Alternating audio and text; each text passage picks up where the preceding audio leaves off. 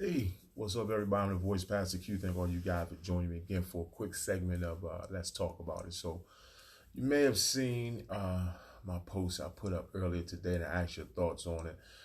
Pastor Jamal Bryant from, I think, out of New Birth Church in Atlanta was he had decided, though he didn't do it, he was going to do the COVID-19 testing, and I think the fees went anywhere from the different tests of $25 to $150. And when I posted, I asked your thoughts because I want to see how people felt about it. And one of the things that God was showing me before I even get into the questions, because I definitely want to hear your questions and your thoughts about it.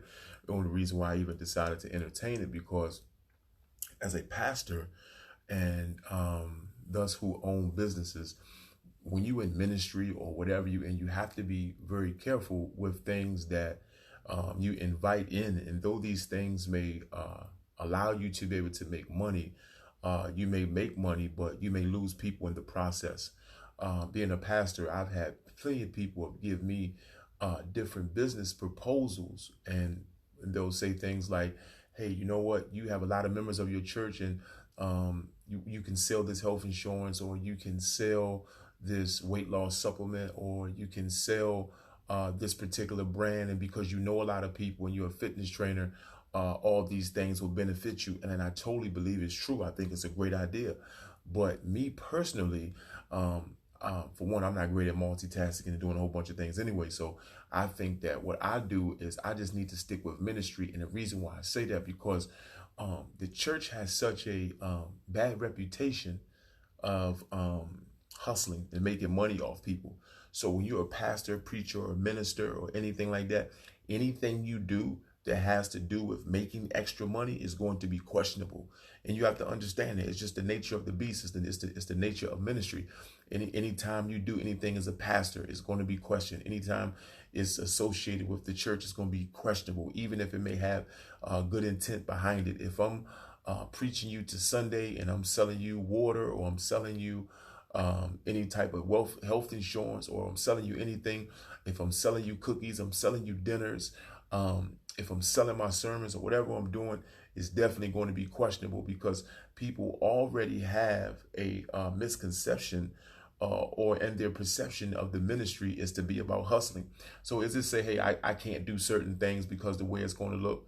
Well, yeah, but at the same time too, I want you to understand is that as they say in the streets, that all money isn't good money. And sometimes certain business ventures come in and may pull you away from that which you're supposed to be doing. I don't disagree with anybody making any type of extra money. I don't disagree with that at all. But you have to understand that when you're called to do one thing, you don't want to be distracted, and everything that comes about is, though it may benefit you financially, it could cost you dearly in the end.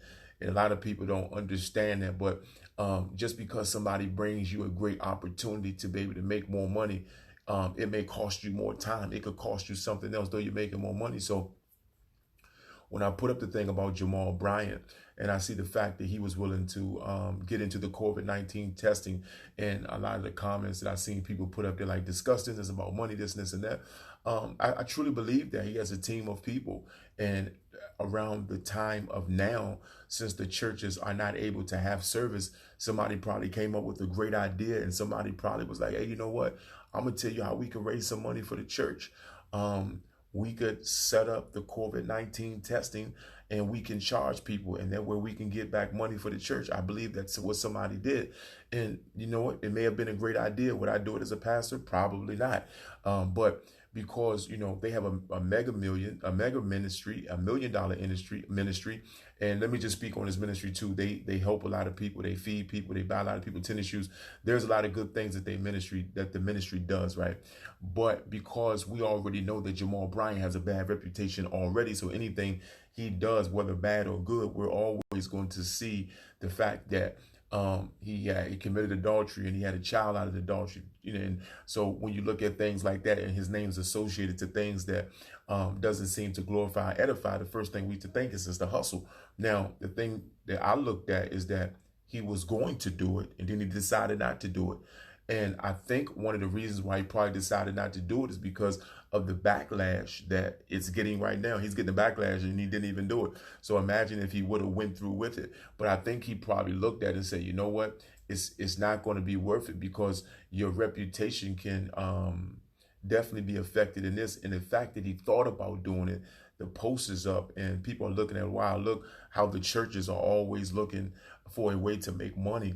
And when I posted my 12 o'clock video, I don't know if you guys saw it, that was one of the things I was saying that had, bothered me, because I see that churches now that they can't make money off their people by coming to church are starting to come creative. They're starting to be more creative now. They're starting to create drive up ministries, and they're still trying to find a way to be able to get some tithes and offerings because the ministry is definitely ran off of outside of grants and things that people may have, but a big percentage of your church income is based off of your tithing and your offering. So a lot of small businesses and certain businesses will receive funding through this, but churches won't. And the reason why I'm saying this, so churches just was not well prepared for this. And the thing about it is that, but know what? It's nobody's fault but the churches. I mean, because, there's so many scriptures in the Bible where God told them to save up and to be prepared for these times. God has warned us. He did in the Old Testament where he told them there was going to be 7 years of good and plenty. There was going to be 7 years of famine. It's nobody else's fault but the church, that the church has fell in a position where now they need their members to still tithe, though church is not going on. But I'm going to speak and play devil's advocate, is that there's so many people who needed the church when the church was doing good. And now the church need the people when they're not doing so well. So, it kind of serves us right. I'm a part of the church. It serves us right because we wouldn't do your wedding for free. We wouldn't do your marriage counseling for free. You probably couldn't even get us on the phone. We did nothing for free. And we now want you to support ministries, right? And support churches when we gave you nothing in your time of need. And now we're in a time of need. And you know what? We need you. And this is God's way of dealing with the church, because now after this, we need to learn to love people more and be more effective in our community. Now think about this, right? What if your church was helping in the community before all of this happened? Then you would be more willing to be able to give a helping hand back. But because the same church you saw turn its back on you and not help you in your time of need, now they need you. They called you for tithes when things were good and look forward to your tithe, but now they're not in operation. And the thing about it is, because people have taught that I pay for the word, when I'm not getting no word now, I don't feel the need to pay. But people who were taught to be in covenant with God know that regardless if a service is going on or not, I'm tithing because I'm in covenant with my God. But people who are taught to pay for a word is not going to tithe because they say you're not preaching, so therefore I'm not tithing, not understanding that the tithe is the relationship and the ministry is just the tunnel or the source which you push the money through that God has given you. But the ministry is not deserving of your tithe. It's God that's deserving of your tithe. Whatever ministry that you choose to give it to is just becomes the, I would like to say, the conduit or the liaison. I tell people all the time that tithe into the ministry, I say, thank you for using this ministry as a way of tithing unto God, because whatever ministry you give into, you get a credit in heaven because tithing is given by is given by faith. So I wanted to address a few questions too, because people that came and said, Pastor Q, should churches be still receiving tithes in this time? I said, well, let me say this. Everybody home is not being paid. Everybody that's not not working doesn't mean they're not being paid. Some people are still being paid. Some people have their same income. They're just working from home, so nothing's changed for them. Some people have lost their job. How can you ask tithes of somebody who has lost their job? It's just, it's just common sense at that point. Should I tithe if I'm on unemployment? Well, my thing is that you have some type of income, and if that's on your heart. Now, I don't believe that a church should be trying to get anything from you, because still we're in the place where the Bible says that God loves a cheerful giver. If I believe that unemployment is of the government and unemployment is not still God operating in my life, then that's a belief thing. But if I have something coming in and I still want to bless God for that, that's my option. If I'm on unemployment, I'm not forced to give, just like when I was when I was employed.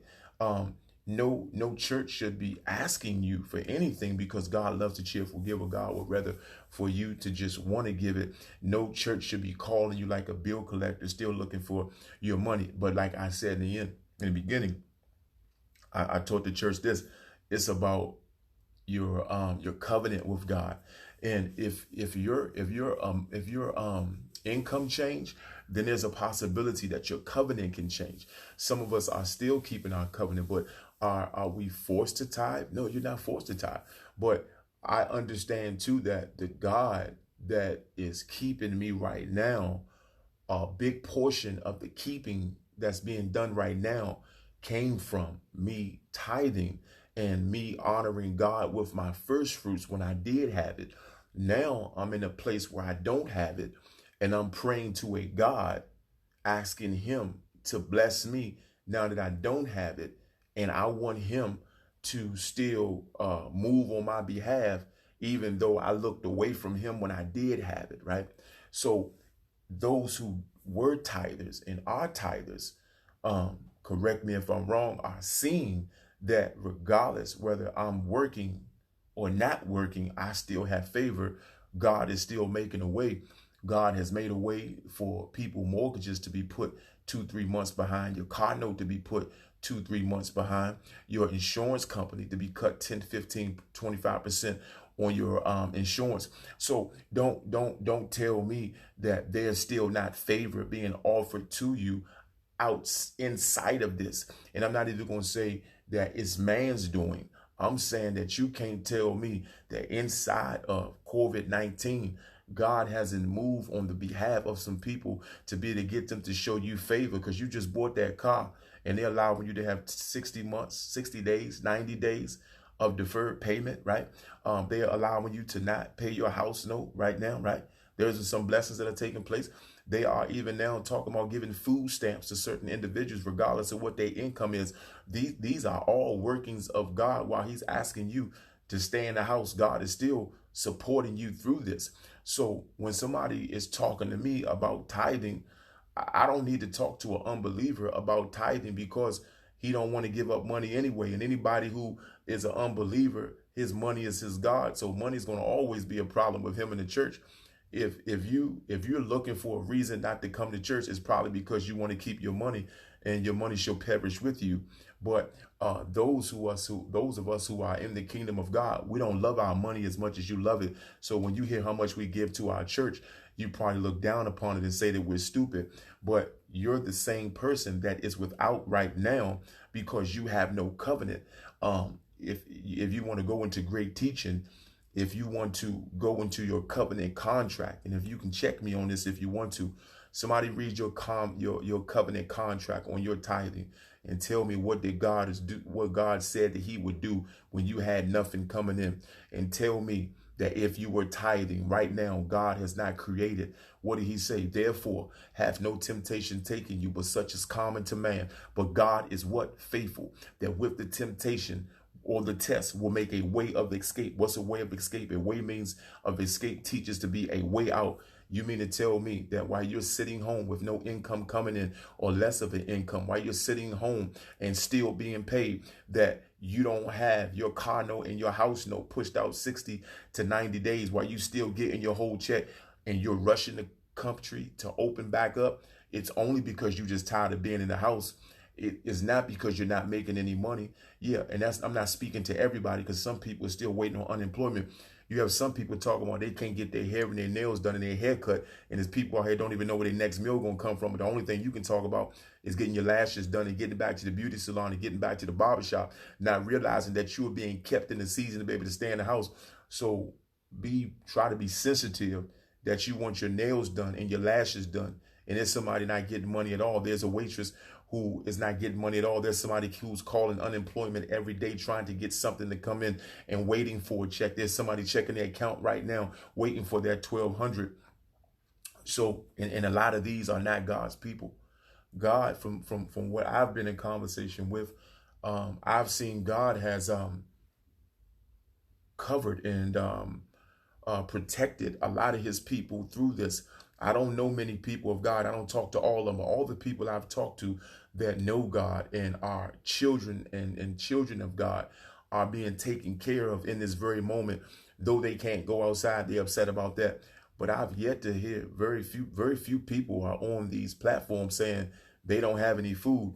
You may not have any toilet paper, but if you run out of toilet paper, that's a representation that you're eating good, because you can't do you know what if you ain't eating good, right? Somebody get blessed. If you run out of toilet paper, that means you got food, because in order to be able to need toilet paper, that means you've been eating something, right? That's just great. That's not great teaching right there.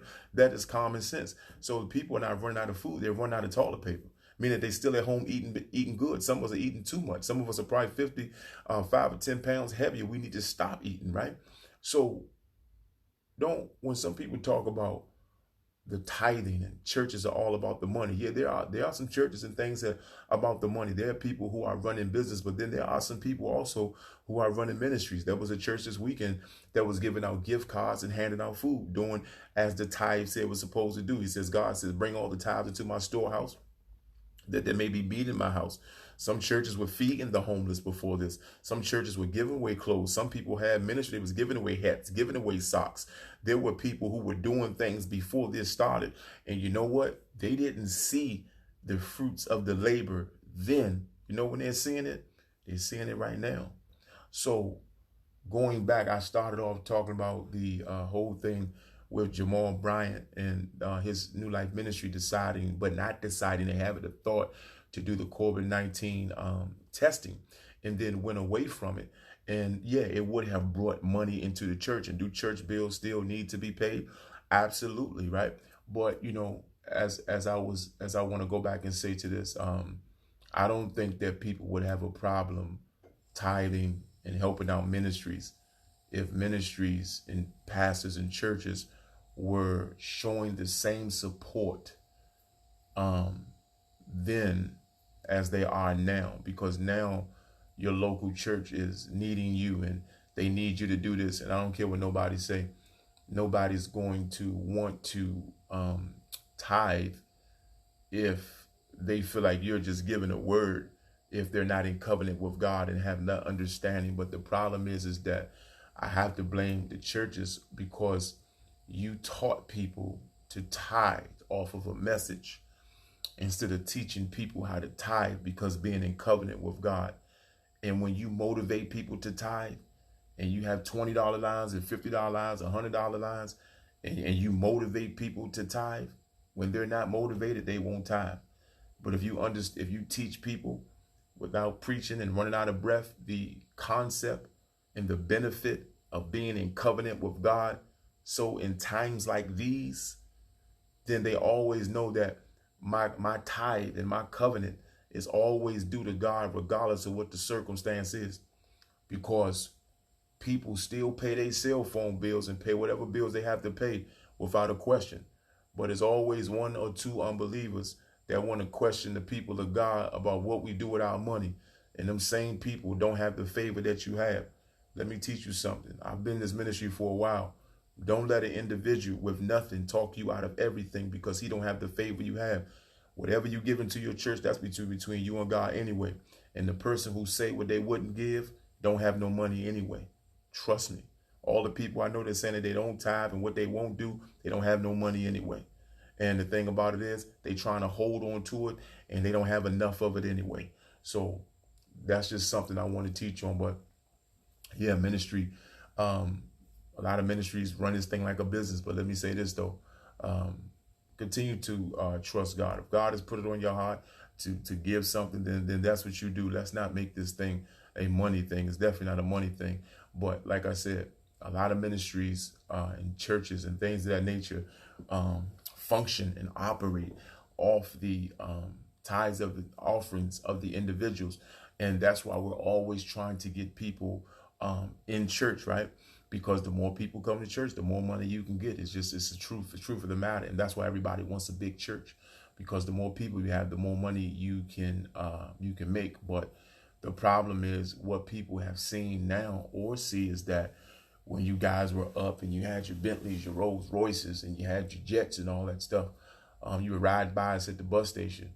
And now you're looking for me to help you out now because you have nothing coming in.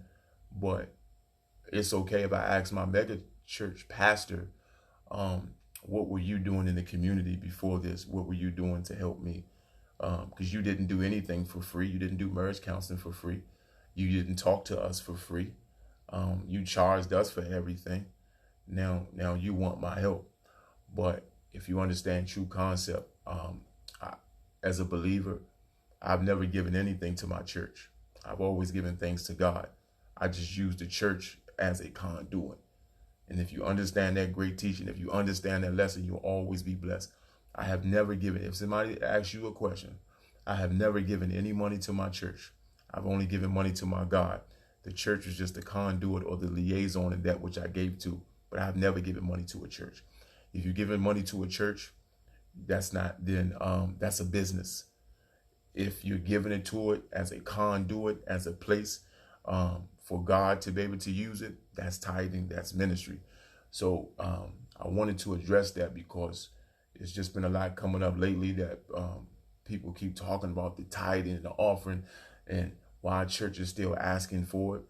Well, they're asking for it because that's how churches run. The money's not going to drop out the sky. You are the church. I don't care what a pastor say. Your $5, your $1, your $100, your $2, whatever you gave to the church, it all adds up. And I don't care what you gave. It's not about who gave the most, because everything that was taken in helped pay a bill, helped to take care of something. So yeah, every bit counts. So that's my spiel for today. I don't know if you guys had any questions, man, based off of the whole Jamal Bryant thing. And I'm not here to defend them or say whether they're right or wrong, but I do understand that every time the church is always finding ways to make money from doing car washes, bake sales, and all those things like that, putting people on the corner with buckets, selling Krispy Kreme donuts. A lot of people have asked to come to the church, sell jewelry, do this and that. And, you have to watch that when you have something that God has given you, you can't let everybody come in with a great idea and set up shop. You can't do it, man. Because I'm going to tell you what, a lot of people look at your friends list, see how many friends you have, see how many people you know, and they want to get you in what pyramid scheme or not, have you want to look at it and say, hey, listen, it's an opportunity to make more money. But like I always know, nobody has ever wanted me to make more money unless they're making money off of me. I've never seen it, so just understand, and in these times right now, we just got to continue just to trust God. Can't get caught up in all of the distractions of, regardless of what you give and you don't give. God is definitely going to be your protector. We know how some churches are. All churches are not the same. Yes, some churches right now are thinking of ways to be able to make extra money, but at the end of the day, you know what, it's our fault because we didn't have anything in the storehouse. God said, bring all the tithes into the storehouse that they may be meat in my house, right? And the mega churches, them churches cost, they haven't stopped that. It still costs to run a ministry. It still, pastor still needs his salary. But like I say, it's not your fault that I went and bought $1 million house or $100,000 car, and I need to still make that payment, and I didn't save it for a rainy day. That's how it goes. So maybe this is a season to lose. The Lord giveth and the Lord taketh. I truly understand that, right? Sometimes it's a season to lose. If God, like Job said, The Lord giveth and the Lord taketh. Maybe this is a season to lose. So that's all I wanted to say. I thank you guys for joining in. I am the Voice Pastor Q. Be blessed.